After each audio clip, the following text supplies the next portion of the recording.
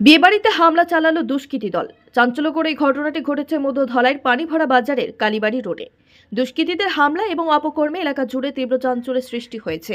এ সংক্রান্ত ঘটনায় পানিভরা কালীবাড়ি রোডে রামকৃষ্ণ পাল এলাকার রবীন্দ্র পালের পুত্র রিটন পাল ও শিবম পালকে অভিযুক্ত করে ধলাই থানায় এক মামলা দায়ের করেছেন।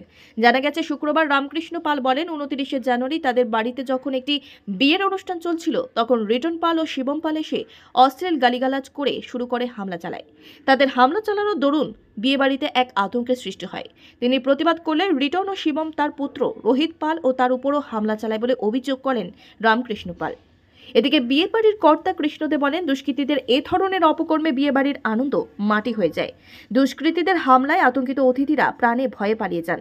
ঘটনাটির উপযুক্ত তদন্ত করে রিটন পাল ও শিবম পালের বিরুদ্ধে কড়া পদক্ষেপ গ্রহণের দাবি জানিয়েছেন রামকৃষ্ণ পাল, কৃষ্ণদেব সহ অন্যান্যরা। জনগণ বলেন, আগেও অনেক অপরাধমূলক কাজকর্ম করেছে রিটন পাল ও শিবম পাল।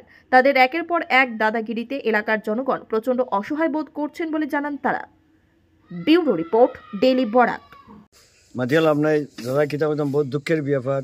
সেই দিন অধিবেশনের দিন সকালবেলা তারা ভদ্রভাবে আমরা 5-6 জনে বুঝলাম যে বা মাটিটা টানিও না, আমরা প্যান্ডেলের যেগুলা কাজ পর্দাগুলা নষ্ট হয়ে যায়, তুমি আজকে কালকের দিন বাদে পরশু দিন থেকে তুমি দিনের এইতে টানবাই।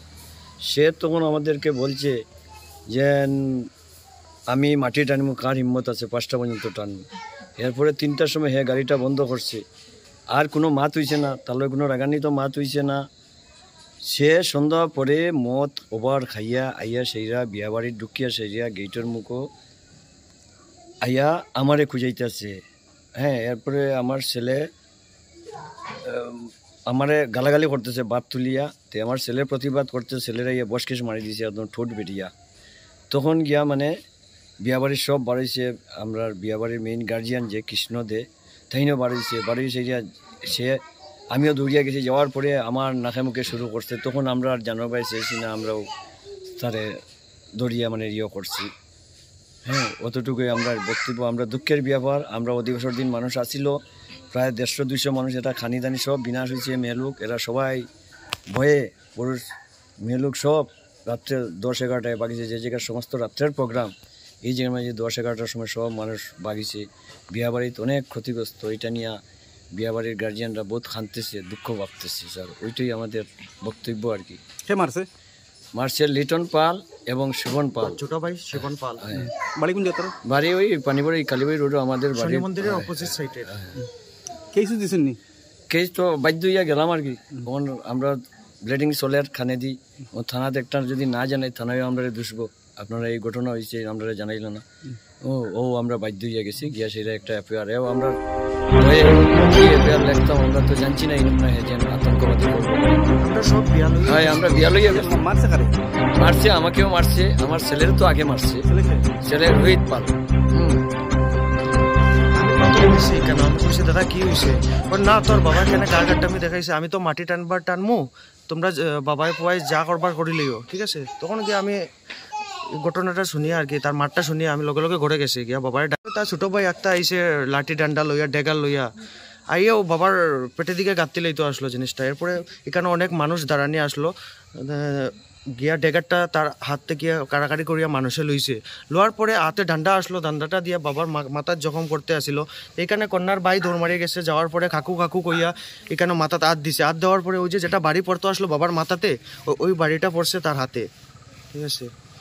তারপরে কি সবে টানাটানি করি। এখন অতজন বহু মানুষ আসিল, তারাই টানিয়ে নিছে ওদিকে, আমরা ওদিকে আনি নিছে জিনিসটা। এখানে আর কি আমরা থানাত গেছি আর কি। তারপরে তো থানাত গেছি। পরে তো স্যার 7টার সময় আমরা গাড়ি মাটি উঠে টানা আইছে।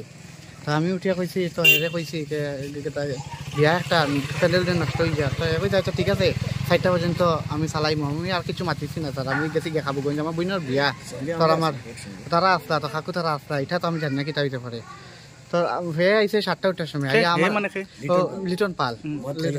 পরে আমার ডাকিয়া লইয়া গেছে, পরে আমার বোনের জামাইরে ডাকিয়া লইয়া গেছে নোয়ার পরে ওলা করি। পরে হে আইছে, আওয়ার পরে ওই তো হয়ে গেছে গিয়া তার বাবার লই কিটা কিটি গালি উলি করছেন। পরিয়া হেরে মারি দিছে একটা। মারার পরে আমি আটটাইছি লিটন ফালে কত হাত তুলছে। হাত তোলার পরে পরে আমি আটটাইছি এটা পরে আটটাইবার পরে তো ওলা করে পরে তো আর সব আইসন সব আওয়ার পরে মানে তোর হেরা একটা নিয়ে চেষ্টা করতাম তো গালি তো দিতে খারাপ করার পরে কেটা কেটে করে মাইরও করছে স্যার এটা তো মাইরও কথা স্যার তো ঠিক আছে কিন্তু স্যার অতজন মানুষ যে আমি যে আনিয়া আমার তো একটা ইজ্জত সম্মান আছে মানে স্যার তো সব মানুষ স্যার ডরাইয়া সব গেছেন আর কিতা করতেন স্যার আমার জিনিস জিনিস আনছি মানে বিয়ে বাড়ি আসলো ওই বিয়া বাড়ি অধিবাস অধিবাস অধিবাস 200 জনের এস্টিমেট 200 স্যার তো হয়ে যায় এটা জানো 100 জন হইলে না 200 জন হইলে জিনিস জিনিস সব নষ্ট হয়ে যায় সব ডরে বাকি আছে 10:30টার ভিতরে আমরা গেছিলাম আইয়া দেখি কেউ নাই আল্লাহ চিত্র হইছে হইতাম স্যার আল্লাহ চিত্র হইছে ওই আলা চিৎ করতে হইছে স্যার সব বিয়া বাড়ি তো প্রচুর মানুষ থাকে না একটা জুম থাকে জুমটা নষ্ট হয়ে গেছে ওই। অধিবাস হয়েছিল না আর কেটা হইতাম আপনার বিচার লাগে ওই বিচার তো একটা উচিত বিচার চাই আর উচিত শাস্তি চাই এটাই প্রশাসনের কাছে একটা অনুরোধ যাতে উচিত শাস্তি আর উচিত বিচারটা চাই স্যার সোমবার দিন আসলো সোমবারে 29 তারিখ আসলো মঙ্গলবার কালে